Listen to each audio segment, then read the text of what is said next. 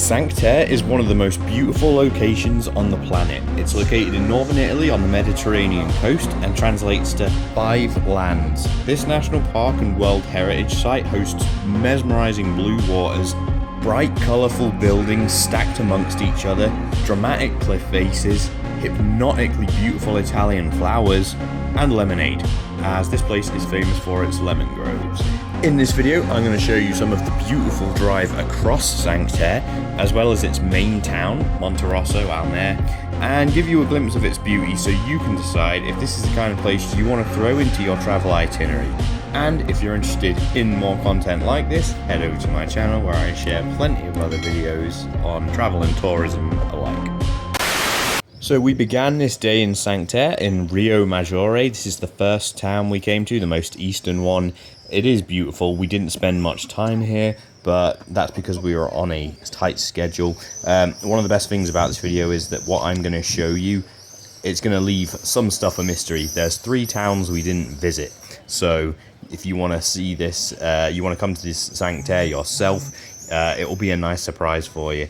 I am going to show you the final most western town and a lot of clips from the drive there, though, so you can get a good taste of what it's like out here.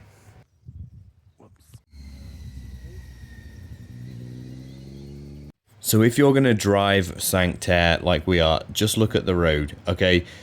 My friend who was driving said this is one of the most stressful drives he's ever had to do, because of how sharp the turns are, how slow you have to go, how narrow the roads are.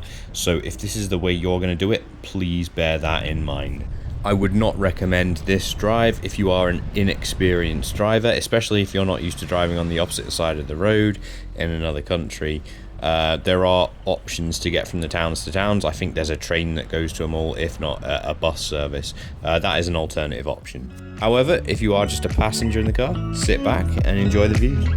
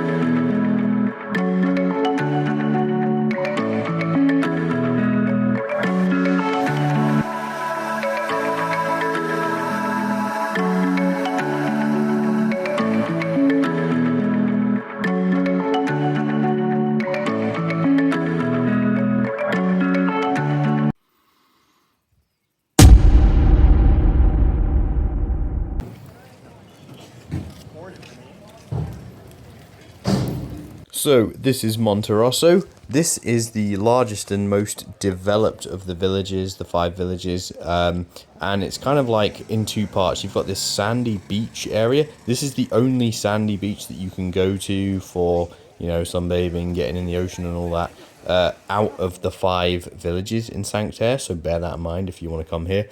And it's also, this is a lot more resort-like. In comparison to the other villages.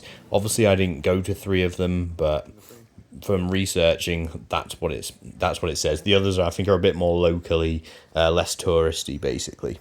But at the end of the day, it doesn't matter. It wasn't that touristy, and just look at this blue water. It was so beautiful. Yeah, you got people out there on their boats. It's a really, really pleasant place. I didn't find this place. This is the middle of June, and I didn't find it to be too overcrowded. Yeah, there's a lot of people about, but it wasn't as bad. It was nowhere near as bad as, say, Venice.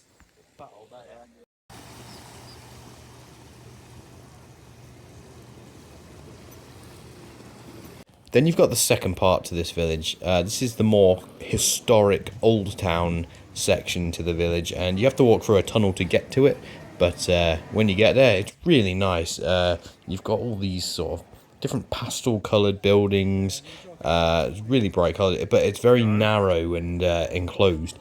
And all in all, just feels like a very snug little village. You know, like you can see how beautiful it is here. This is definitely the kind of place you'd go on, say, a honeymoon or a romantic holiday. But it's also just pleasant to walk around. Plenty of cafes, plenty of restaurants, plenty of bars. You have to get lemonade while you're here. So this obviously, this area is famous for its lemon groves and whatnot, and you can get fresh lemonade made for you. Very nice. It's a nice cultural treat. You know, while you're out here, you might as well try it.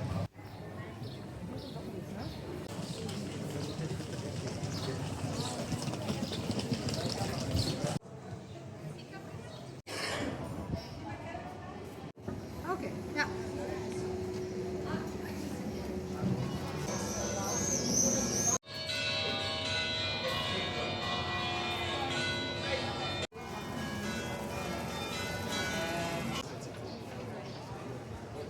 All in all, would I visit Cinque Terre? Would I recommend it? Hell yeah. I would put it as part of an itinerary to do other things around here. Go visit Tuscany as well, other parts of northern Italy. Don't just come here for Cinque Terre and Cinque Terre alone.